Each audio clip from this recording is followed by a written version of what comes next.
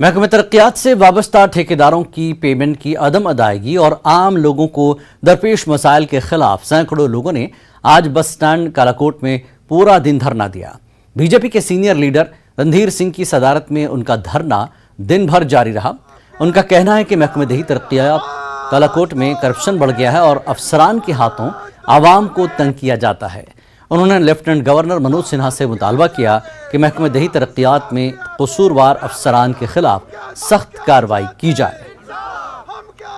मैं हूँ कालाकोट में और कालाकोट राजौरी का एक पिछड़ा हुआ इलाका है। यहाँ पर करप्शन के खिलाफ एक बड़ी मुहिम जो है वो लोगों द्वारा छेड़ी गई है। बीजेपी के सीनियर लीडर इन लोगों के साथ धरने पे बैठे हैं और इनका ये मकसद है कि वो लोग जो करप्शन करते हैं, यहाँ ब्लॉक डेवलपमेंट ऑफिस हो या दूसरे विभाग हों, इन तमाम डिपार्टमेंट्स में बड़े पैमाने पर धांधली हुई है, जिसको लेकर बीजेपी के सीनियर लीडर के साथ आम लोग इस वक्त धरने पर हैं और पूरा दिन ये धरना जो है बारिश के बावजूद यहाँ कालाकोट में दे रहे हैं। इनसे बात करते हैं कि आखिर ये धरना देने की मजबूरी क्या थी और किस हद तक आकर इन्हें धरना क्यों देना पड़ा, क्या इसके पीछे वजह है। वो 31 मार्च से पहले की जानी चाहिए थी, पर ब्लॉक ऑफिस कालाकोट की कुछ इस प्रकार का कार्य करने का तरीका है कि चाहे वो PMAY के मकान बनने का इशू हो तो पैसे ले लिए गए हैं लोगों से 10-10 हज़ार 15-15 हज़ार, चाहे फिर वो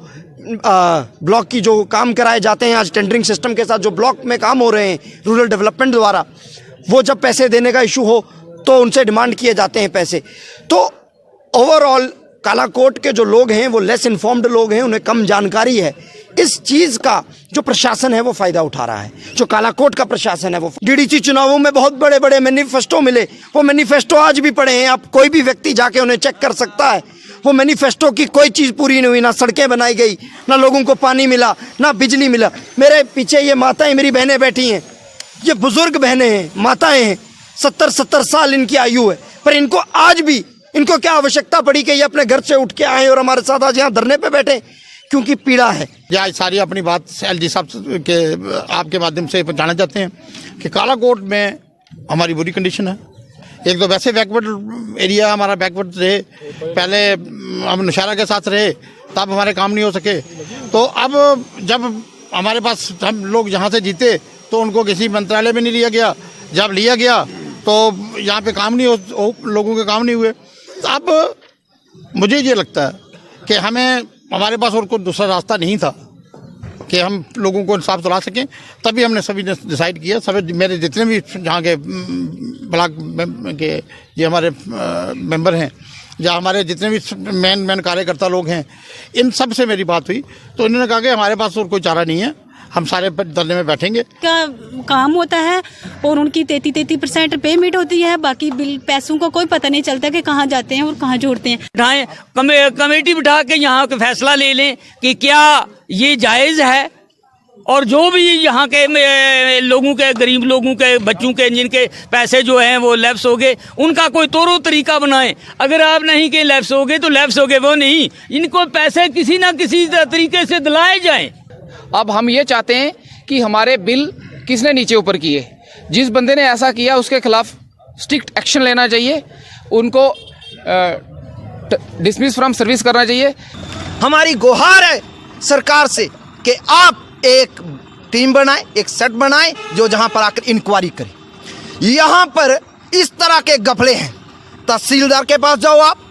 आप किसी PDD डिपार्टमेंट के पास जाओ, यहाँ की रोडों की खस्ता हालत पूरे स्टेट के अंदर अगर कालाकोट के पर नजर डाली जाए, मेरे हिसाब से रोना आता है, पैनिक है, हम लोग पीड़ा में हैं। करप्ट लोगों के खिलाफ यहाँ पर आवाज़ उठाने के लिए ये तमाम लोग धरने पे बैठे हैं। ये तमाम वही लोग हैं जिनसे रिश्वत मांगी गई है और जिनके काम जो हैं वो नहीं हुए हैं, काम करने के बाद इनकी पेमेंट जो है वो रोकी गई है। अब देखना यह है कि ज़िला प्रशासन इस धरने के बाद, इन तमाम लोगों की आवाज़ उठने के बाद किस तरह का एक्शन उन लोगों पर, उन ऑफिसर पर करती है जिन ऑफिसर के खिलाफ करप्शन के चार्जेस हैं। न्यूज़ 18 के लिए राजौरी से मैं शक्ति शर्मा।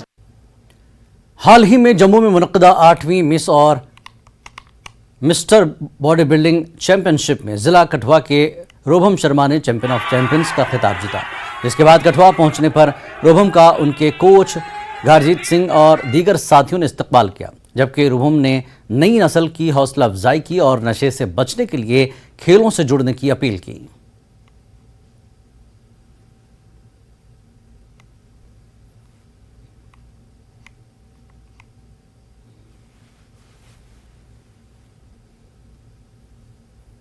सर ये 2023 ਦੀ ਚੈਂਪੀਅਨਸ਼ਿਪ ਹੀ ਮਿਸਟਰ J&K ਤੇ ਮਿਸਟਰ J&K ਚੈਂਪੀਅਨਸ਼ਿਪ ਹੀ ਜਿਹੜੀ ਅਪ੍ਰੈਲ ਠੀਕ ਹੈ 2023 ਤੇ ਇਹਦੇ ਚ ਓਵਰਆਲ ਟਾਈਟਲ ਮਿਲਿਆ ਮੈਨੂੰ ਮਿਸਟਰ J&K ਦਾ ਤੇ ਬਹੁਤ ਹੀ ਖੁਸ਼ੀ ਹੈ ਇਸ ਗੱਲ ਦੀ ਅੱਜ ਮੈਂ ਵਾਪਸ ਆਇਆ ਕਠੂਆ ਜੰਮੂ ਤੋਂ ਤੇ ਫੈਸਿਲਿਟੇਟ ਕੀਤਾ ਮੇਰੀ ਜਿਮ ਵਾਲਾ ਹੈ ਮੇਰੇ ਫਰੈਂड्स मेरी फैमिली तो बहुत खुशी है इसका सर पार्टिसिपेंट्स काफ़ी है अराउंड 150 प्लस ही पार्टिसिपेंट्स है पूरी स्टेट तो ते वेट कैटेगरीज के बिच मेरा अपना गोल्ड है ही है बट सारी वेट कैटेगरीज के अबव सारे वेट कैटेगरीज गोल्ड मैडलिस्ट एक ओवरऑल चैंपियन चुनिया जाता है मिस्टर J&K टाइटल वो मी मिले बेसिकली बहुत ही तगड़ा मुकाबला ही नवी पीढ़ी यही सुनिया है कि बड़ी चढ़िए स्पोर्ट्स से हिस्सा लैन अपना कैरियर बनान ये भी पढ़ाई भी करन नाल फिटनेस वाल भी ध्यान दें अगला टारगेट अब नेशनल लेवल पे अचीवमेंट का सोचा है।